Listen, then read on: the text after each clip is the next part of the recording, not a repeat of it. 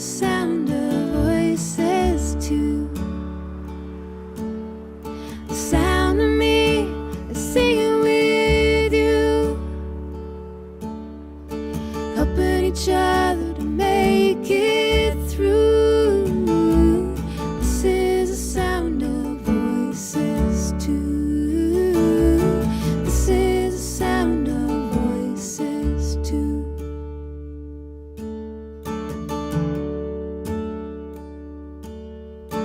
This is the sound of voices 3. In 2006, Nobel Peace Laureates Jody Williams, Shirin Ebadi, Wangari Maathai, Rigoberta Menchú Tum, Betty Williams, and Mairead Corrigan Maguire formed the Nobel Women's Initiative.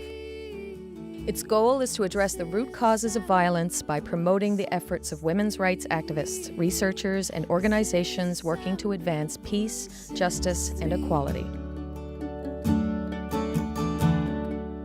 We have no illusion that we're more spectacular than any of the women working around the world to change the world.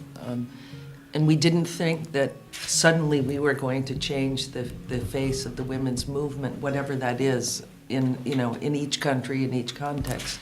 But we do know that the prestige of the Nobel Prize adds something.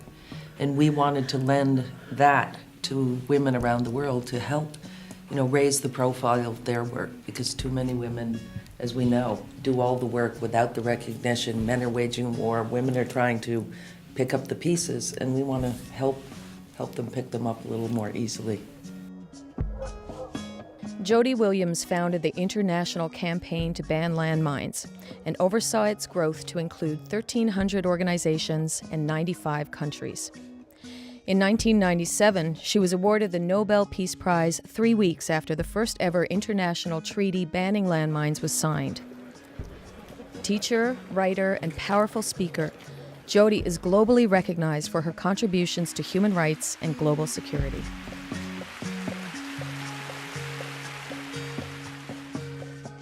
Shirin Ebadi was the first female Chief Justice in Iran, but was dismissed after the Islamic Revolution in 1979. As a practicing lawyer, Dr. Ebadi has taken on many controversial cases defending political dissidents. She continues to work promoting human rights, in particular the rights of women, children, and political prisoners in Iran. و آشنایی به مشکلات زنان با توجه به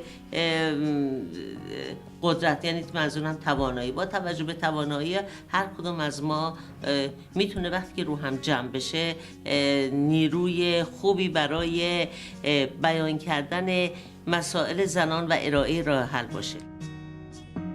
Wangari Maathai started the Pan-African Green Belt movement, helping women plant more than 30 million trees. Globally, Dr. Maathai advocates on climate change and deforestation and is recognized for her outspoken defense of human rights and democracy in Kenya and around the world. As we know, there are only a few women who have won the prize in the course of its 100 years. And it has been wonderful for us to come together to share our work, but also to encourage each other and let us know how we as Nobel laureates can help them advance their causes. Rigoberta Menchú Tum works for social justice based on respect for the rights of indigenous peoples in her native Guatemala. She confronts the oppression faced by her people, actively protesting labor and human rights abuses. At 33, she was the youngest recipient and the first indigenous person to receive the Nobel Peace Prize.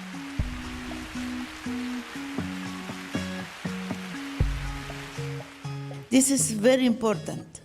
When the women, we are together, we can change, we can dream, we can make again, we can put again our energy for the future. I am very happy. The Nobel Peace Prize is not awarded for what one has done, but hopefully what one will do. These words by Betty Williams speak to her commitment to bringing peace and reconciliation in Northern Ireland. She has devoted her life to creating a reversal of thinking on how we deal with the injustices, cruelty, and horror perpetrated on the world's children.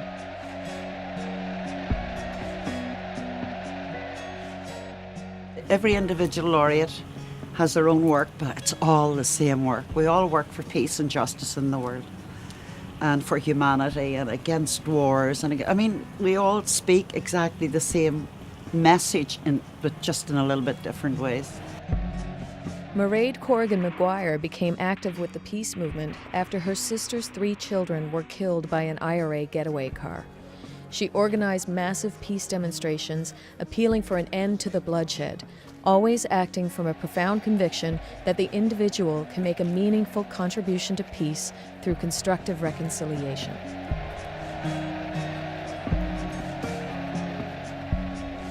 Well, I feel very excited about it, and I think it really is a great sign of hope because, you know, women have an agenda, and the agenda is no war, no nuclear weapons, no violence.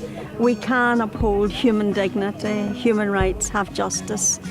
We can't create a world civilization with a heart. In May 2007, the Nobel Women's Initiative brought together 80 women from more than 30 countries to Galway, Ireland, for Women Redefining Peace in the Middle East and Beyond. Some of the most prolific women's rights activists in the world attended, including disarmament experts, researchers, well-known journalists, and ex-political prisoners. The purpose of the 3-day dialogue was to share lessons learned and examine ways the international community can play a bigger role in strengthening women's approaches to peace and security. Currently the peace talks are underway. The key of peace in the Middle East. How can we help from the outside? And now the question is, what do we do? Global women's empowerment. Families are being ripped apart. Peace in their own community. We campaign against honor killings in their respective countries. And it is impossible to share them equitably. The skills we have we know how to negotiate. Trying to give support to the children who have escaped from captivity.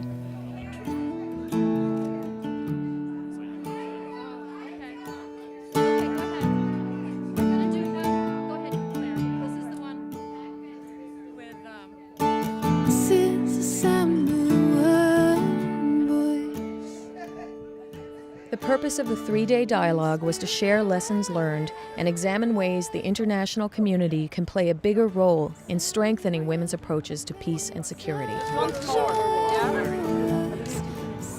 The laureates have committed to bringing activists together every 2 years to continue their work to build a world of peace, justice, and equality.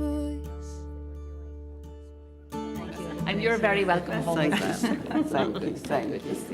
Each woman in this room is a Nobel laureate. We just have the label. So to all of you who came here, God bless you. It's been a long journey for many of you.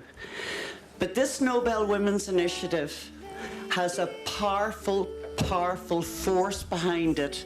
If we work together in complete unity, we are very well aware that we can use the label we carry to represent you everywhere in the world. Congratulations for coming.